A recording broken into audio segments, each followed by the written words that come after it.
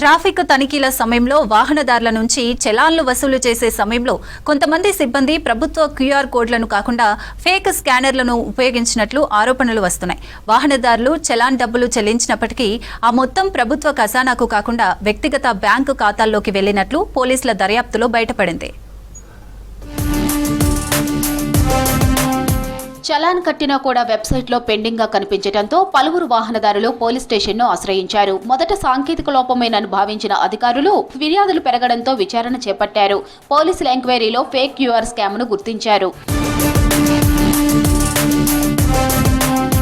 2 కోట్ల రూపాయల వరకు ప్రభుత్వ సొమ్ము దారి మళ్లినట్టు గుర్తించారు పోలీసులు. చిక్కడపల్లి పిఎస్ పరిధిలో హోంగార్డుపై ఇప్పటికే చర్యలు తీసుకున్నారు. అయితే ఇది పెద్ద స్థాయిలో జరిగిన ఈ కుంభకోణంలో మరికొందరు సిబ్బంది ప్రమేయం ఉందా అని విచారణ చేస్తున్నారు పోలీసులు.